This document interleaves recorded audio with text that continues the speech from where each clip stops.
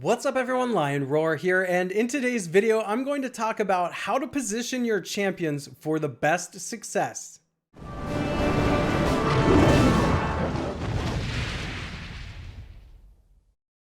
But first, download Bloodline Heroes of Lithas, a mobile RPG action fighting game where you can marry your champions to create new and unique hybrids. Use the link in the description to start with some free stuff, including gold and diamonds. See you hopefully soon. All right, so positioning is extremely important in Bloodline Heroes of Lithas, and it's actually quite a big predictor of how successful your team is going to be. Now, team synergy and power are probably the biggest predictors, but if you're getting stuck on the campaign map or you're losing to teams of like equal or lesser value in the arena or Valley of Conquerors or Guild Conquest, then perhaps consider moving your heroes around and finding a better position for them. I'm going to start by covering a really basic way of thinking about positioning, and then I'm going to share some more advanced strategies by looking at teams that I could take on in my arena.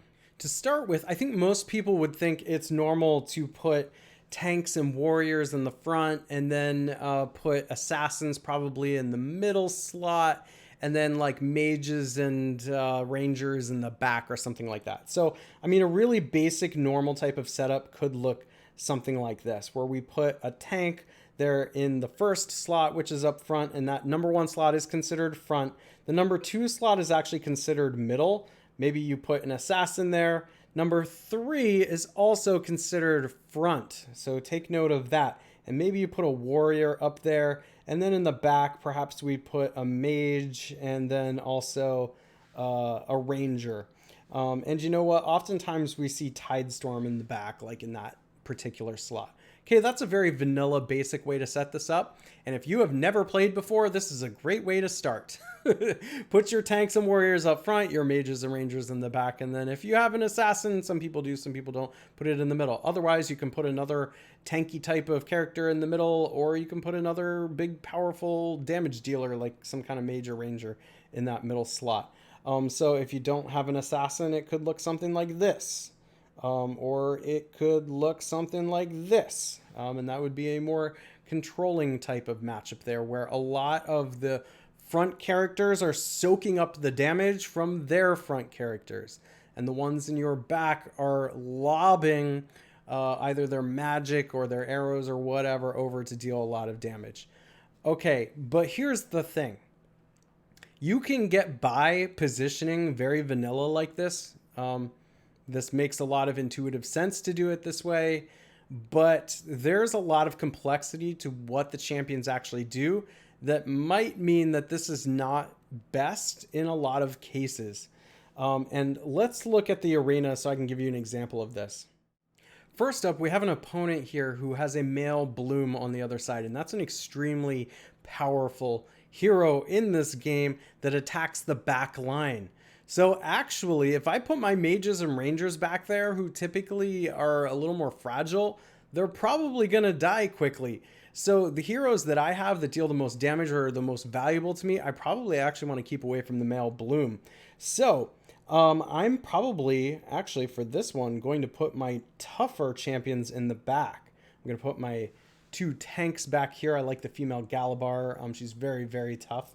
And either of these can probably withstand, at least the way that I built them, a hit from the male bloom there.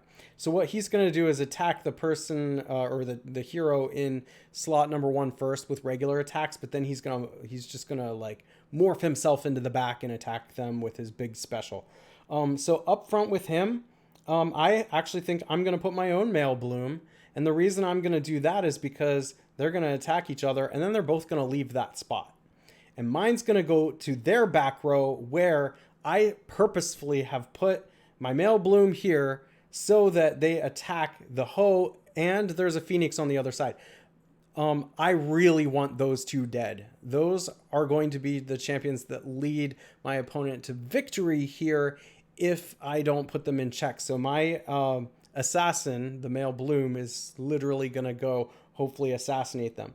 Now I've got room for my two more slots left here, where I'm going to put my own phoenix. I'm going to put her in the middle to protect her from their male bloom, because I don't want her to die from Male Bloom's attack, so I put her in the middle slot there.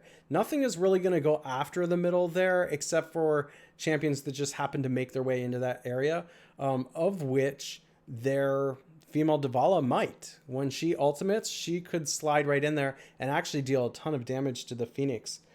So I might want one more way here to try and keep her alive. So I'm going to put my own female Ho in here. And likely she's going to take care of either their Phoenix, who is really highly leveled, or the female Divala, potentially even Male Bloom. But she's going to take care of the highest strength hero on the other side, hopefully keeping my Phoenix alive to help win this particular match. So that's where you're actually putting tanks and warriors in the back as compared to the front. And you can see I've actually moved my more fragile characters up to the front because they're actually not quite as threatened up there as you would imagine. Okay, now I'm going up against a particularly powerful opponent, so I am going to build a water and sun team that has a lot of synergy, even though the power level of my team is going to be lower. So you can see I put him in the number 2 slot because he's not fully leveled. And there's multiple heroes on the other side that are level 700 and probably have a lot of vigor. So I need to protect him. He is more fragile, and the whole strategy with male water and sun is dependent on him surviving. So I'm also going to put in here female Ho, and I'm putting her up there with the female Divala. No matter where female Ho is on the battlefield, she is going to shut down their female Divala in all likelihood, unless one of the other level 700 characters happens to have a lot more strength. But she's probably going to neutralize the female Divala. So I might as well just put her right up there against the female Divala. If something goes wrong, though, I do want a more highly leveled hero with her there to try and withstand some of that attack. But I'm not using a lot of tankiness in this particular setup here. So who else I want? I want my Phoenix, and I'm going to put her in the back. She is level 700, even though she tends to be one of the more fragile ones. She is one of the stronger ones I'm going to use in this particular setup. I also want to use a female Selphos, and I am going to put her in the back as well because she is a little bit more fragile too. And then I'm going to put a female Galabar in the front because even though she's the lowest leveled one, she actually is quite tanky. She is a tank, but she doesn't take a lot of damage. And I do want her to get hit a lot so she goes off early and kind of stun locks my opponent. As you can see, I'm not actually going to fight this battle, but I know having repeatedly played this one that I can win it. Okay, and those are just some examples of how I might make decisions about where to position my champions to put myself in the best position possible to win the match. But you've really got to look at who's on the opposing side of the battlefield, because where you position your champions matters and depends on who they are and what their skills and ultimates are. So you really got to know what the champions are in this game too and what they do, because sometimes some champions that might make sense to put in the front don't actually make sense to put in the front. Couple examples: female Divala, especially if she's highly leveled and highly vigored, you would think should go in the front, but sometimes she's best in the back because she can take a hit from a male Bloom. Or for example, maybe you don't want to put one of your champions you really want to go off early, like a female Lionstone, in the very front spot up next to a female Gulltongue, whose regular attacks are going to prevent energy gain and make it so they can't go off.